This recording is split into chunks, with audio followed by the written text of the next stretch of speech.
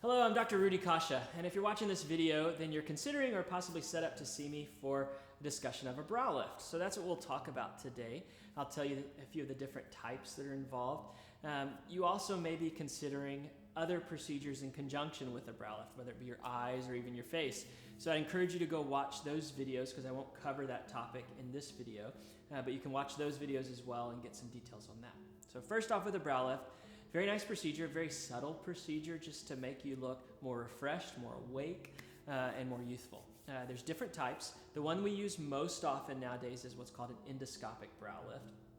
But let me jump to the other two first, and we'll spend more time on the endoscopic. So the endoscopic, and then there's open brow lifts, which that typically involves a coronal brow lift, which goes basically ear to ear for the incision, back behind the hair, or there's an anterior hairline brow lift that goes along right at the margin of the hairline. There's different reasons why we would do that, and usually it depends on where your hairline is. If you have a high forehead or a short forehead, that would dictate which we would use on that. Those scars usually do quite well, so it's a very effective method if necessary to use that. So it's not that it's outdated or not needed anymore, but it just has its roles, is kind of how you can think of it. But through that, we lift all of the skin all the way down to the bone, basically, and then we reposition the brows. Same similar concept we're going to talk about in the endoscopic approach, but these are an open approach. With endoscopic, there's 3 small incisions that are about 1.5 centimeters, so a little bit less than an inch of an incision that's here, here, and here. They're all behind the hairline, so you don't see them. And then there's a temporal incision shaped kind of like a crescent shape that's over in the temporal area on each side. We make those incisions, and then with a camera, we go underneath the surface, riding right on top of the bone, and we go all the way down, lifting up to the brows themselves. And we release all of this so that we can then reposition these brows higher. At the same time, we try to take these muscles out that are right in this glabellar region. They're called the corrugators, and that's the muscles you get Botox in. So with Botox, we're paralyzing those muscles so that you don't get the lines here. With a brow lift, we're taking them out, so it's kind of like permanent Botox. So that's a thing that's kind of nice with that as well. Once we've done all that, we anchor this up with suture. I like to use suture that lasts about 3 to 5 months. It actually gets anchored through the bone itself. So there's 2 tables of the bone. There's an outer table and an inner table. We go make a drill incision just through the outer, put the suture through there. Should be all fine, but that is one of the risks we're operating there. If you were to have some sort of deformity in your bone, there can be issues with that where the fluid is called CSF that's there. You could have some leakage of that or some bleeding.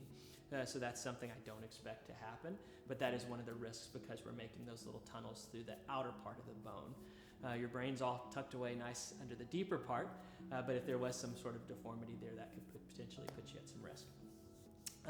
So that anchors everything up, and then we just close those incisions up, and that's the brow lift, all done through a camera we're watching on the screen.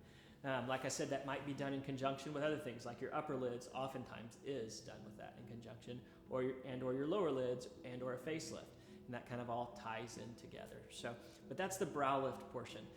Risks that go along with that, typical surgical risks, bleeding, infection, that sort of thing.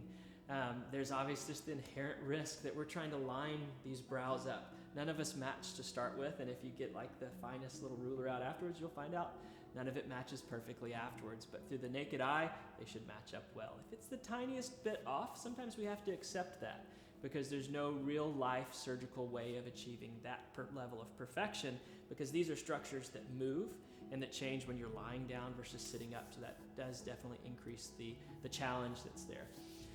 In addition, if it is way off, we need to bring you back and we're going to fix all that. So that's that sort of thing, because sometimes, say, a suture broke or something just relaxes, or the tissue that we anchor that into stretches. So all those things are realistic things that we're watching for afterwards, and we'll take care of you if we need to on that. But there's risk of overcorrection, risk of undercorrection. There's risks of numbness. Some of that's even normal, but you could have some permanent, long-lasting numbness.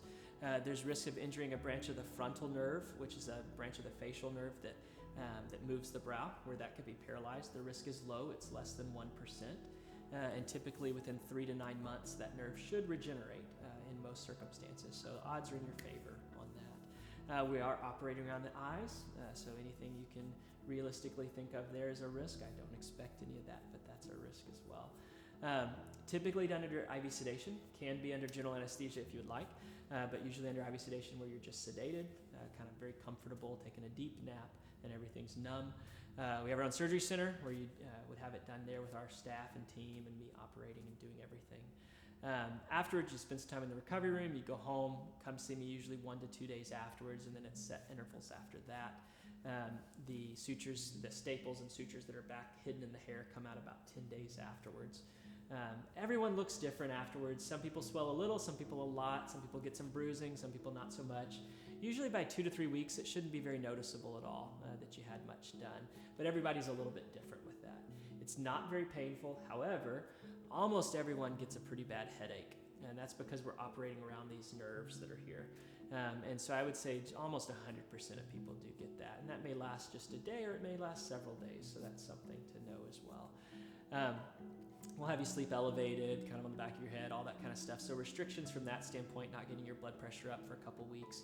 But you'll take it a little bit easy, just protecting this area as far as not like laying on it, that kind of thing, for 6 weeks. That's kind of the magic number for healing.